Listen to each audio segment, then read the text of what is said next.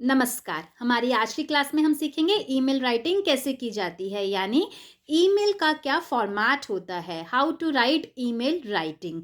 लेकिन इससे पहले बच्चों, अगर आप यह सीखना चाहते हैं कि नोटिस राइटिंग कैसे की जाती है, इसका क्या फॉर्मेट होता है, जॉब एप्लीकेशन कैसे लिखी जाती है और रिज्यूमे कैसे बनाया जाता है, तो आप डिस्क्रिप्शन बॉक्स में दिए गए लिंक को प्रेस कीजिए, आपको सारी डिटेल्स मिल जाएंगी। तो चलिए अब हम अपनी आज की क्लास स्टार्ट करते हैं, ईमेल राइटिंग। तो बच्चों, ईमेल का फुल फॉर्म होता है इलेक्ट्रॉनिक मेल।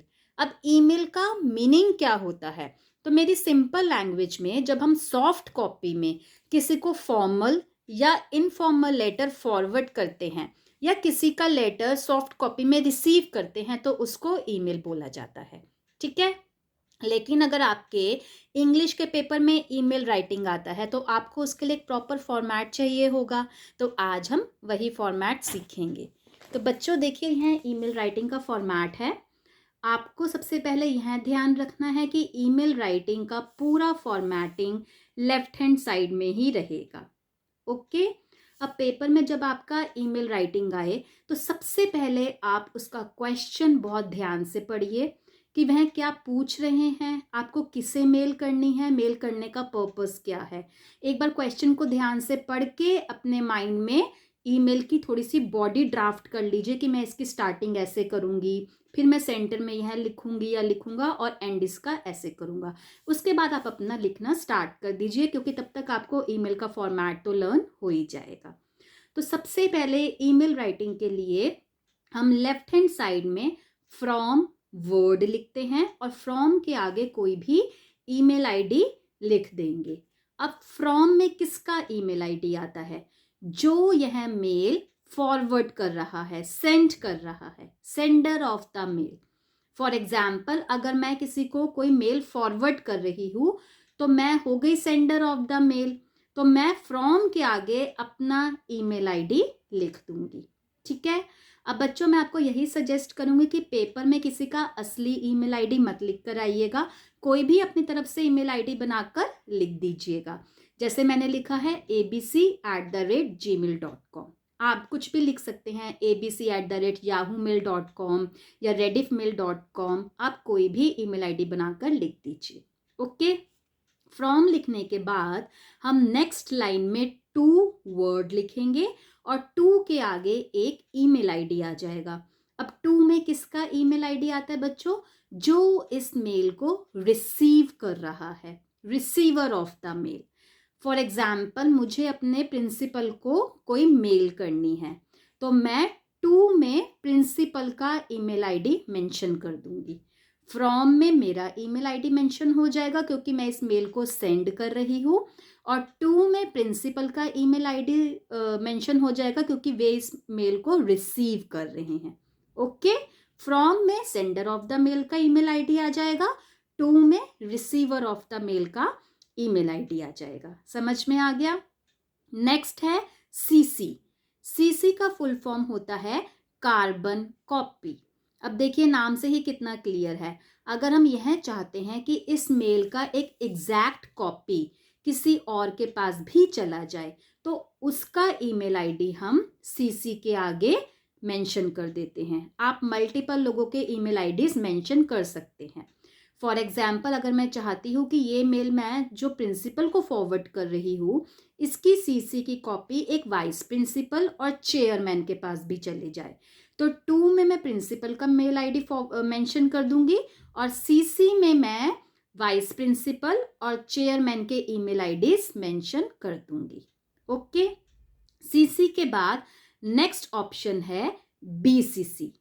अब बीसीसी का फुल फॉर्म होता है ब्लाइंड कार्बन कॉपी। अब इसका मतलब क्या होता है बच्चों? बीसीसी का मतलब होता है, अगर हम यह चाहते हैं कि इस ईमेल आईडी का, सॉरी, इस मेल का एक कॉपी एक पर्टिकुलर पर्सन को जाए, लेकिन टू और रेसिपिएंट्स के पर्सन्स को ना पता चले कि इस मेल का कॉपी किसी और को भी किया है, तो उस पर्टिकुलर पर्सन का हम ईमेल आईडी बीसीसी में मेंशन कर देते हैं। फॉर एग्जाम्पल, अगर मैंने मेल किया प्रिंसिपल को और इसकी एक एक कॉपी मैंने वाइस प्रिंसिपल और चेयरमैन को भी फॉरवर्ड कर दी, अब मैं चाहती हूँ कि एक कॉपी मैं स्कूल की कोऑर्डिनेटर को भी फॉरवर्ड करूँ, लेकिन प्रिंसिपल, वाइस प्रिंसिपल और चेयरमैन को ना पता चले कि मैंने एक कॉपी कोऑर्डिनेटर को भी फॉरवर्ड की है। तो कोऑर्डिनेटर का जो ईमेल आईडी है वह मैं बीसीसी में मेंशन कर दूंगी। तो इससे क्या होगा, जब हमारी मेल जाएगी तो प्रिंसिपल, वाइस प्रिंसिपल और चेयरमैन यानी 2 और सीसी के रेसिपिएंट्स को नहीं पता चलेगा कि ये मेल का कॉपी किसी और को भी गया है। Okay, clear? अब बच्चों, मेरे अकॉर्डिंग सीसी और बीसीसी ये दोनों ऑप्शंस मैंडेटरी नहीं होती लिखनी फॉर्मेट में, लेकिन अगर आपकी टीचर ने बोला है कि आपको सीसी और बीसीसी लिखना है तो पेपर में ज़रूर लिख कर आइएगा। अगर आपकी टीचर ने नहीं बोला तो एक बार उनसे कंफर्म कर लीजिएगा, क्योंकि अकॉर्डिंग टू मी आप 2 के बाद डायरेक्ट सब्जेक्ट भी लिख सकते हैं। ओके, अब बीसीसी लिखने के बाद नेक्स्ट लाइन में हम लिखेंगे सब्जेक्ट। आप सब्जेक्ट वर्ड लिखेंगे और इसके बाद एक short and meaningful subject they देंगे। सब्जेक्ट हम क्या दे सकते हैं, फॉर एग्जाम्पल अगर मुझे किसी स्कूल में टीचिंग पोस्ट के लिए अप्लाई करना है तो मैं सब्जेक्ट में लिख सकती हूँ interested for the post of teacher. Okay, subject लिखने के बाद हम एक लाइन का स्पेस देंगे। तो देखिए बच्चों, अभी तक हमने कहीं पर भी किसी लाइन का स्पेस नहीं दिया।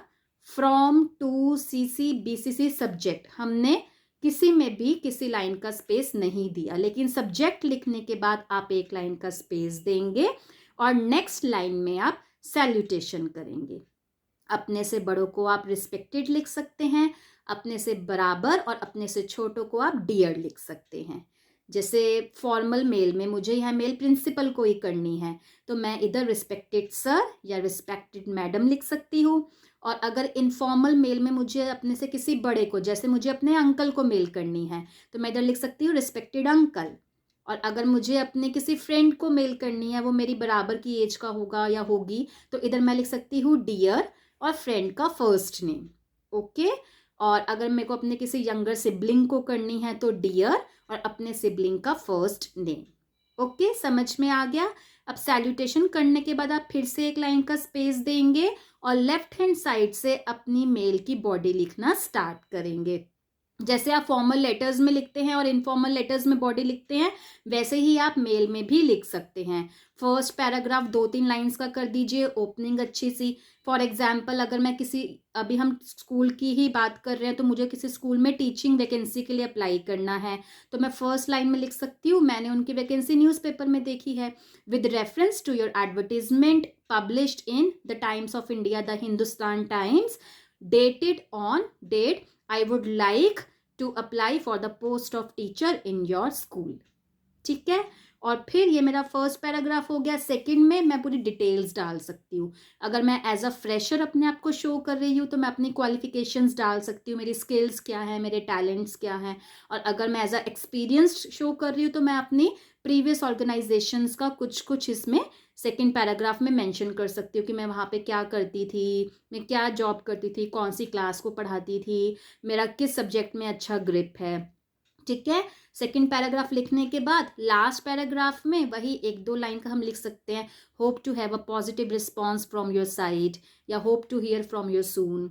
ओके, ऐसा एक हम फॉर्मल मेल ड्राफ्ट कर सकते हैं। इनफॉर्मल मेल के केस में फॉर एग्जाम्पल आपके फ्रेंड का बर्थडे है, इनविटेशन आया है बर्थडे पार्टी के लिए, लेकिन आप अटेंड नहीं कर पाएंगे तो फर्स्ट पैराग्राफ में पहले फ्रेंड को लिख दीजिए, I hope you are doing well, I have got your invitation for your birthday party and I want to congratulate for the same. Okay, ये आपका फर्स्ट हो गया। सेकेंड पैराग्राफ बना लीजिए जिसमें आप रीज़न दीजिए कि आप क्यों नहीं अटेंड कर पाएंगे। आप लिख सकते हैं, as you know my exams are approaching so I am unable to attend your birthday party but my wishes are always with you. ऐसे करके आप सेकेंड पैराग्राफ बना दीजिए। और थर्ड पैराग्राफ में आप लिख सकते हैं, pay my regards to your parents या pay my regards to uncle and aunty. ठीक है, जैसे आप फॉर्मल लेटर और इनफॉर्मल लेटर में बॉडी बनाते हैं वैसे ही आप फॉर्मल मेल्स और इनफॉर्मल मेल्स में बॉडी बना सकते हैं। जब आपका मेल का बॉडी हो गया, इसके बाद in case of formal mails आप एक लाइन का स्पेस देंगे, उसके बाद अपने सिग्नेचर करेंगे यानी साइन करेंगे। नेक्स्ट लाइन में अपना फुल नेम लिखेंगे। जैसे मेरा नाम है कंवल गुजराल, तो इधर मैं लिख दूंगी कंवल गुजराल। ओके। उसके बाद अगर हम एज अपने आप को एक्सपीरियंस शो कर रहे हैं तो इधर डेजिग्नेशन लिख देंगे कि मैं क्या like manager, HR manager, secretary, officer, जो भी डेजिग्नेशन है इधर लिख देंगे।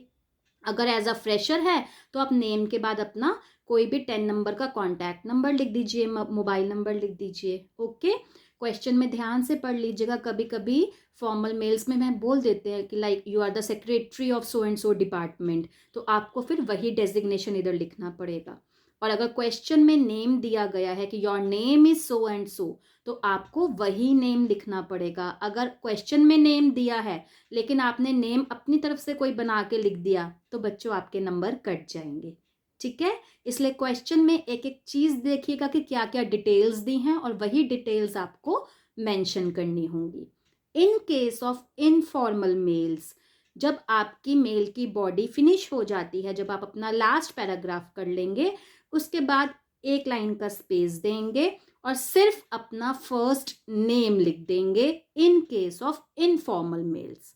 ओके। आप सिग्नेचर और डेजिग्नेशन नहीं लिखेंगे और फर्स्ट नेम लिखेंगे, फुल नेम नहीं लिखेंगे। जैसे अगर मैं अपने अंकल से बात करूंगी तो मैं उनको ये थोड़ी बोलूंगी हेलो अंकल मैं कंवल गुजराल बोल रही हूँ, मैं ऐसे बोलूंगी ना हेलो अंकल मैं कंवल बोल रही हूँ। इसलिए इनफॉर्मल मेल्स में आप अपना फर्स्ट नेम मेंशन कर देंगे। ठीक है बच्चों, समझ में आ गया। जब आपका पूरा मेल हो जाए तो उसके बाद इसको एक बॉक्स में कवर कर दीजिएगा। बस यह आपका हो गया ईमेल राइटिंग। तो इसका फॉर्मेट अच्छे से लर्न कर लीजिए, चाहे फॉर्मल मेल हो चाहे इनफॉर्मल मेल हो, फॉर्मेटिंग आपकी सेम रहेगी। सिर्फ लास्ट में आपको फॉर्मल में सिग्नेचर, नेम एंड डेजिग्नेशन और इनफॉर्मल में सिर्फ फर्स्ट नेम लिखना होगा। ठीक है। बस बच्चों आपको कॉन्फिडेंस से अपना पेपर देना है। हर क्वेश्चन को ध्यान से पढ़िए, उसमें क्या पूछा जा रहा है, उसके बाद ही उसका आंसर कीजिए। Best wishes for your exams.